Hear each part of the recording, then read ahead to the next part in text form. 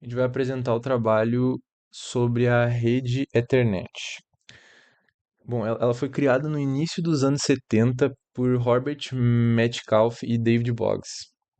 Ela é uma tecnologia que permite conexões físicas entre dispositivos que possuam suporte para isso. Ela é uma tecnologia escalável e, por ser de fácil manutenção, ela se tornou utilizada globalmente. Ela pode ser implementada em diferentes ambientes, sendo usada em meios empresariais ou locais que façam uso de rede LAN. Ela se tornou um padrão amplamente difundido por conta da facilidade em que são feitas as conexões, né, utilizando apenas um cabo, tornando ela compatível com diversos dispositivos. Mas mesmo que a utilização seja feita por meio de cabos, ela ainda depende de protocolos e padrões de comunicação para garantir a eficiência e a interoperabilidade da comunicação entre os dispositivos. Eu vou detalhar os componentes essenciais da internet. O primeiro são as placas de rede, né? Elas são fundamentais para a conectividade, permite que os dispositivos se conectem à rede. São responsáveis por converter os dados em sinais elétricos ou ópticos para serem transmitidos pelos cabos de Ethernet, e cada uma possui um endereço MAC único que identifica elas na rede. Aí também tem o cabeamento, que inicialmente era com cabos coaxiais, né? E com o tempo foi evoluindo, passou pelo par trançado e hoje em dia a gente já está na fibra ótica, né? Cada um deles tem uma velocidade única, né, e diferente, e o melhor deles é a fibra ótica. Tem os switches e hubs também. Eles são dispositivos que conectam múltiplas máquinas em uma rede Ethernet. E os switches eles são mais eficientes que os hubs, né? O switch direciona os pacotes para apenas uma máquina, enquanto os hubs mandam para todas, e aí tem que descobrir qual que é a máquina que iria receber esse pacote, né? Aí também temos os roteadores, que são muito importantes, né? Que enquanto os switches eles são responsáveis só pela conexão nas redes locais, os roteadores conectam a redes diferentes. Eles vão direcionar o tráfego entre as redes diferentes e eles determinam a melhor rota para os pacotes, né, através da tabela de roteamento. E aí também temos os protocolos Ethernet, que são um conjunto de regras e especificações que regem essa comunicação e a transmissão de dados na rede. Isso controla a transmissão de dados na rede, né? Nos protocolos inclui detalhes sobre como os dados estão encapsulados em quadros Ethernet. Aí, endereçamento MAC, detecção de colisões, né? No caso da Ethernet com fio, e tem mais outros aspectos. Então, esses são os componentes essenciais da internet. Eu vou falar sobre a organização da rede de internet.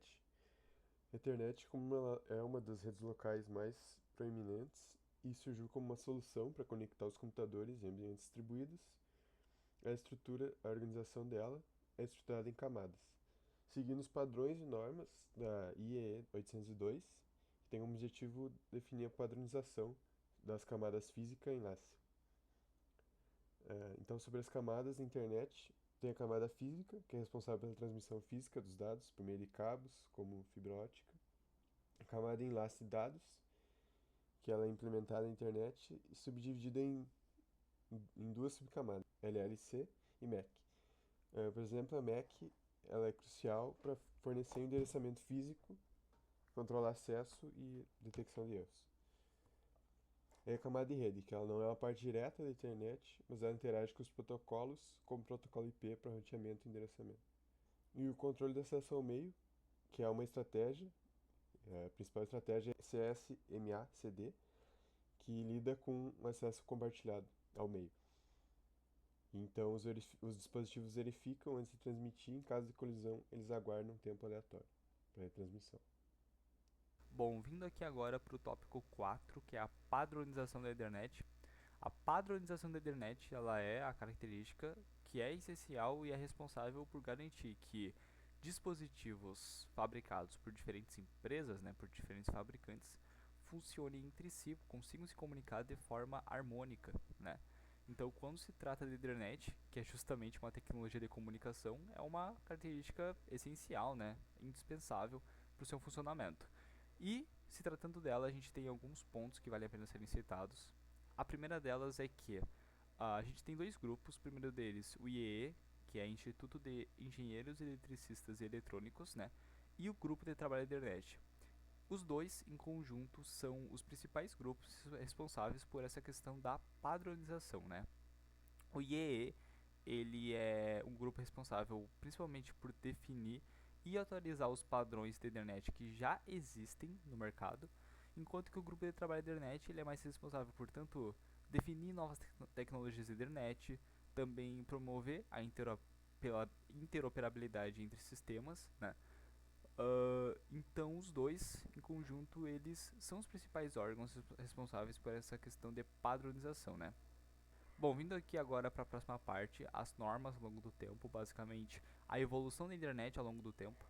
A primeira norma criada foi em 1980, a internet original, e ela utilizava cabos coaxiais e operava a uma taxa de 10 megabits por segundo, né?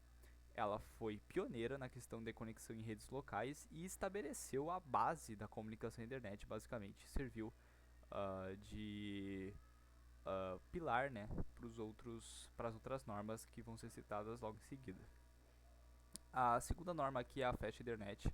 Ela foi introduzida em 95 e aumentou a velocidade em relação à internet original para 100 megabits por segundo. Então foi uma evolução bastante grande.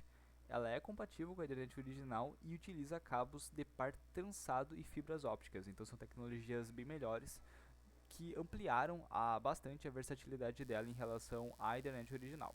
E por fim a gente tem a Gigabit Ethernet, que como o nome já sugere, ela trouxe, né, velocidades de 1 gigabits por segundo. Essa é uma tecnologia ideal para ambientes de alto desempenho, como por exemplo redes corporativas, grandes servidores ou data centers, né?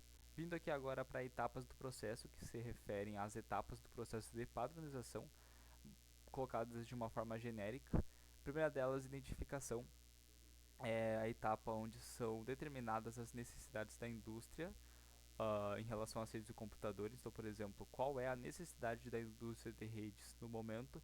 Seria a maior velocidade? Seria uma latência menor? Então, determinadas as necessidades do mercado em relação à indústria de redes e já são colocadas as principais propostas, né, as iniciais pelo menos, em relação aos novos padrões ou atualizações necessárias. Segunda parte aqui, pesquisas, é onde são testadas as novas tecnologias para que sejam validadas as suas viabilidades técnicas, certo? E aí, nessa etapa também há uma colaboração entre fabricantes e especialistas para que sejam garantidas as questões de interoperabilidade e desempenho, né?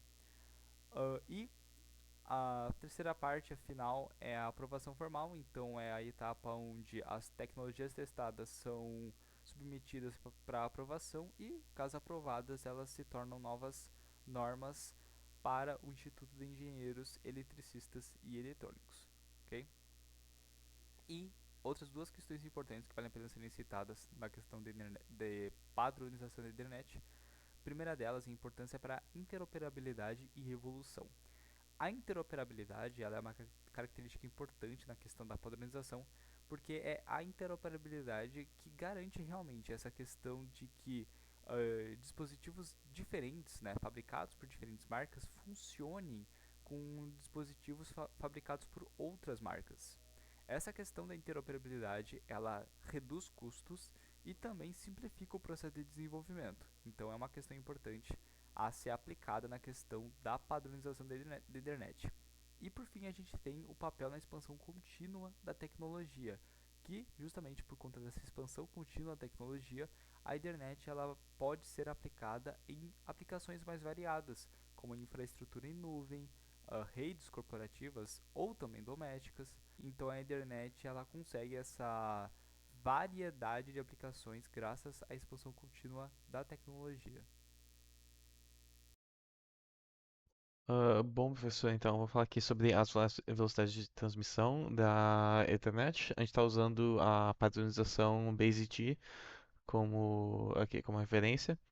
Começando com a primeira versão da Ethernet, com uma padronização que foi feita lá pelos anos 80, a 10 base T, que aí em modo meio duplex transporta 10 megabits por segundo.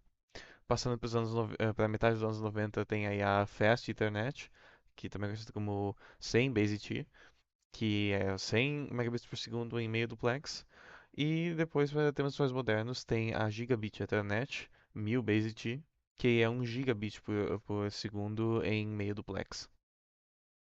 Bom, agora eu vou falar sobre as vantagens da internet. A principal vantagem que a gente pode citar dela é a sua padronização, né? Que independente do lugar que você está, tu vai conseguir ter um padrão de fabricante, de entrada, então é algo muito singular em qualquer local. Além disso, ela é de fácil instalação. Tu não tem uma complicação gigantesca, ah, meu Deus, como instalar? Não, tipo, qualquer organização e com poucos recursos tu já consegue ter uma instalação ok. E além disso, claro que aí requer uma instalação um pouco mais correta, mas a velocidade e o desempenho dela são muito bons. Tu consegue chegar ao nível que tu quer em- de uma maneira muito precisa. E além disso, a escalabilidade, ela traz um leque muito grande. Ah, tu pode ter 4, 5, a quantidade de PCs que tu quiser conectados, não só computadores, só citei como exemplo. Mas tu consegue ter uma escala muito grande de máquinas ligadas a ela. Além disso, por causa do TCP/IP, a gente consegue transmitir os dados de uma maneira muito segura, que não causam dor de cabeça ali. E por fim, o custo, ela é algo barato, acessível à maioria das pessoas, assim gerando um conforto maior para as pessoas. Então, para concluir o trabalho, a gente enxerga a tecnologia como basicamente uma espinha dorsal das redes locais, né? Ela é muito boa para comunicação entre dispositivos. Ela está há mais de 20 anos no mercado, tem uma flexibilidade boa, confiabilidade, então ela se mantém como líder dentro do mercado. Ela se mostrou também resiliente quanto às mudanças. Quando chegou os hubs e switches, ela conseguiu se adaptar muito bem a isso. Ela também interage muito bem com o protocolo TCP/IP. Então, no geral, é uma tecnologia muito boa e ela continua sendo indispensável no cenário atual. Então, provavelmente vai continuar no mercado por muito tempo ainda. E no geral é isso.